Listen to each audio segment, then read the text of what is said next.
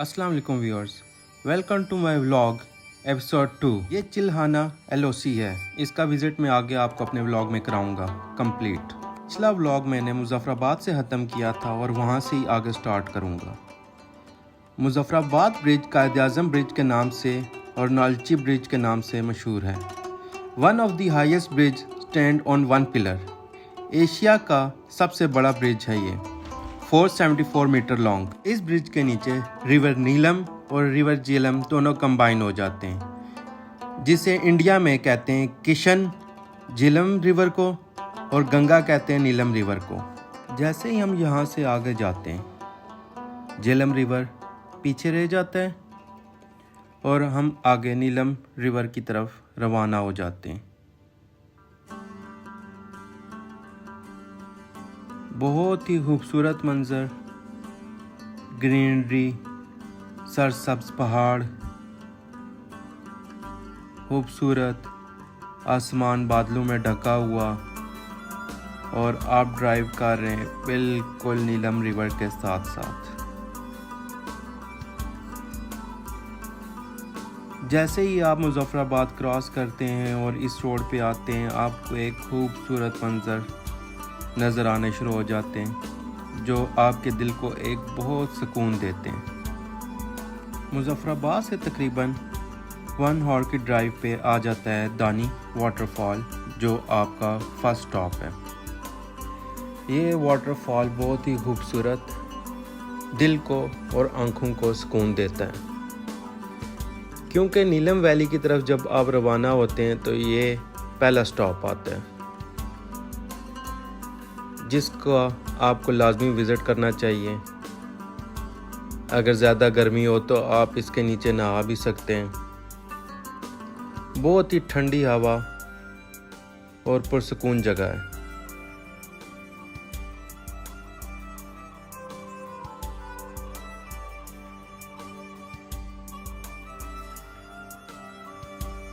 ये है पहला स्टॉप। उसके बाद हमने इधर थोड़ा शुगर लगा लिया क्योंकि आपको पता है जब आप ट्रिप पे जाएं और साथ दोस्त हों तो शुगर तो बनता ही बनता है, और असली मज़ा दोस्तों के साथ ही आता है। धानी वाटरफॉल के हाफ आवर ड्राइव पे आता है नीलम पावर प्लांट। ये भी बहुत खूबसूरत और दिल को एक सुकून देता है, दिल के साथ साथ आँखों को भी।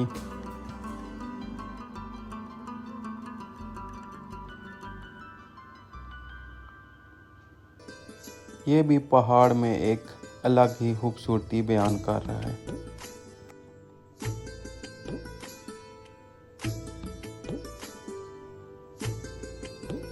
जैसे ही आप आगे जाते हैं, आपको और भी खूबसूरत इससे भी ज़्यादा खूबसूरत जगहें नज़र आती हैं।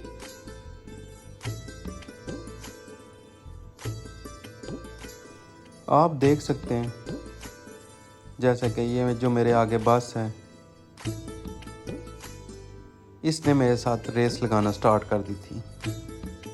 उसमें पैसेंजर भी बैठे हुए थे। उसके बाद मैंने इसकी गाड़ी के पीछे कर लिया और बहुत ही आहिस्ता से इसके पीछे रहा, ताकि अगली बस में जितने भी लोग हैं वो सेफ रहें। फिर मैंने आहिस्ता से इसे क्रॉस किया। यूं ही क्रॉस किया, इसे फिर मस्ती सूझ गई और इसने फिर पीछे से हॉर्न और तंग करना शुरू कर दिया। डैम के कुछ ही फासले बाद हम पहुंच गए चिल्हाना एलओसी। ये बहुत ही खूबसूरत जगह थी। जब यहाँ से पहुँच के हमने इंडिया को देखा और यकीन नहीं आ रहा था कि सामने हमारे इंडिया ऑक्युपाइड कश्मीर है। जैसे आप देख सकते हैं, वो इनकी एक पोस्ट है अज़मत हिंद, और ये ब्रिज है जो इंडिया ऑक्युपाइड कश्मीर और पाकिस्तान कश्मीर को मिलाता है आपस में, जहाँ बच्चे सुकून से रेस्ट भी कर रहे हैं।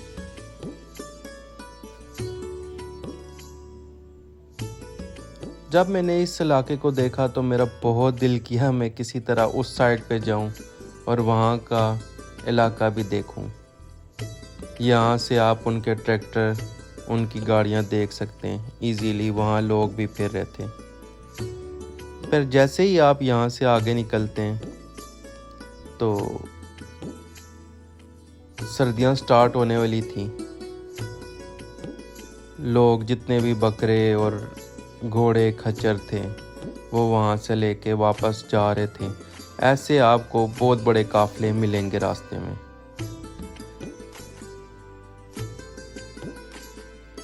मैं जैसे जैसे आगे जा रहा था उतनी ही ज़्यादा खूबसूरत जगहें देखने को मिल रही थी, उतना ही खूबसूरत मंज़र देखने को मिल रहा था। ये नहीं कि आप कह सकते हैं कि पीछे जगह ज़्यादा खूबसूरत थी और आगे कम थी। जैसे जैसे आगे जा रहे थे और ही खूबसूरत, और बादलों में ढका हुआ आसमान, ये एक अलग ही खूबसूरती बयान कर रहा था। ये मेरा नीलम वैली का सफ़र मेरी ज़िंदगी का सबसे बेस्ट सफ़र रहा जो मैंने अपनी सिविक में तय किया। चिल्हाना LOC के बाद कॉटन वाटरफॉल आता है। वहाँ पे हम नहीं रुके, हम आगे निकल गए और रास्ते में हमें प्रोटोकॉल मिला और हमने प्रोटोकॉल के भी मज़े लिए।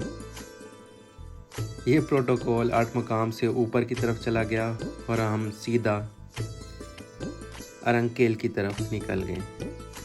हम सिर्फ मेन जगह पे रुक रहे थे क्योंकि हमें आगे ताओबट जाना था और हमें वो दिन में ही वहाँ तक पहुँचना था। सफ़र बहुत ज़बरदस्त रहा, बहुत एंजॉय किया। जैसे ही हम 8 मकाम से आगे गए खूबसूरती डबल में कन्वर्ट हो गई और हम उससे भी ज़्यादा एंजॉय करने स्टार्ट हो गए। यहाँ से आगे मौसम भी बहुत ज़बरदस्त हो गया था और आप देख सकते हैं मैं अपनी सिविक एक्स लेके गया था। इसका मतलब कि रोड्स इतनी बेहतर हैं कि आप कोई भी गाड़ी लेके जा सकते हैं, कोई भी गाड़ी। हाँ, मसला आता है तो आपको वो केल से ताओबट तक का आता है। अगर बारिश हो रही हो तो कोशिश करें कि अपनी कार ना लेके जाएं, वहाँ से जीप करा लें, और अगर बारिश नहीं है तो आप अपनी गाड़ी लेके जा सकते हैं। और क्या बता, तब जब तक आप वहाँ तक विज़िट करते हैं रोडे में काफ़ी बेहतरी आ रही थी, रोड्स बन रही हैं, क्या बता तब तक रोड सारी ताओबट की भी बन चुकी हो। पीछे भी थोड़े से पैच आते हैं, वो भी ख़राब हैं, मगर ये नहीं कि आपकी गाड़ी नहीं जा सकती। इजीली आपकी गाड़ी वहाँ तक जा सकती है। कश्मीर अपने आप में ही एक जन्नत का टुकड़ा है। जैसे आप इसे देखते हैं आप कहते हैं और देखूं, इससे भी ज़्यादा और खूबसूरत जगह एक्सप्लोर करूं।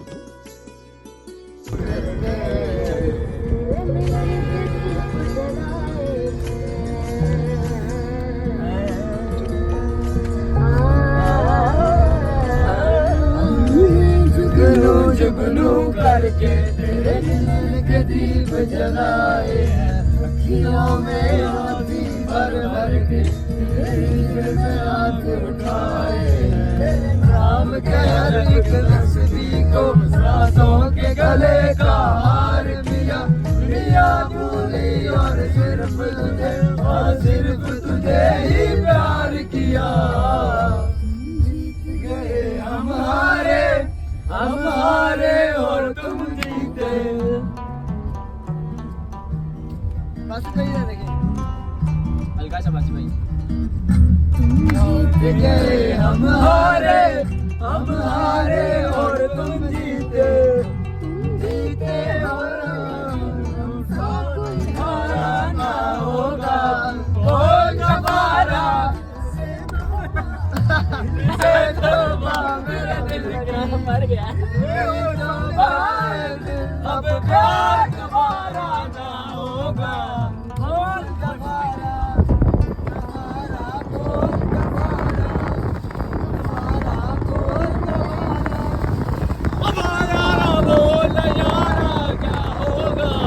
हमारे एंजॉयमेंट का लेवल ही एक अलग था और अब हम ये पहुंच गए केरन वैली LOC। यहाँ भी बस एक दरिया का फ़र्क था उस पार इंडिया, ये आपने काफ़ी व्लॉग्स में देखा होगा। ये दरिया है और उस पार इंडिया, और वहाँ पे उनके टेंट और सब कुछ लगे होते। काफ़ी व्लॉगर्स आए हैं वहाँ पे, उनने इंडिया के व्लॉगर्स ने वहाँ व्लॉगिंग की है, इधर के मनाज़र दिखाएं।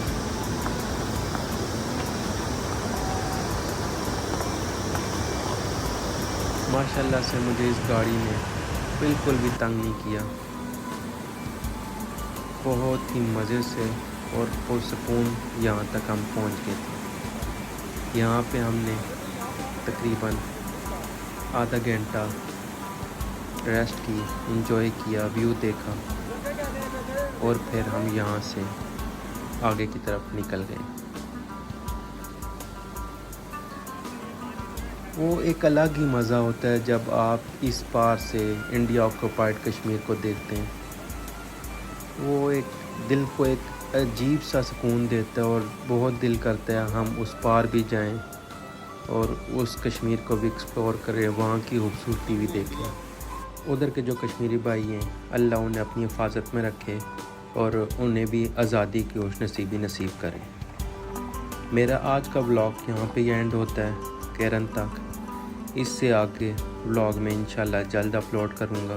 सफ़र बहुत खूबसूरत रहा, मगर जो सबसे बेस्ट जगह है, सबसे खूबसूरत, वो ताओ बट बाला है। ताओ बट भी खूबसूरत है, मगर ताओ बट बाला की तो बात ही अलग है। वहाँ पे मैंने ड्रोन्स के शॉट लिए, आपको कंप्लीट एक वो व्यू दिखाऊंगा। अगर आपने मेरा चैनल सब्सक्राइब नहीं किया तो प्लीज़ मेरा चैनल सब्सक्राइब कर दें। अल्लाह हाफिज़।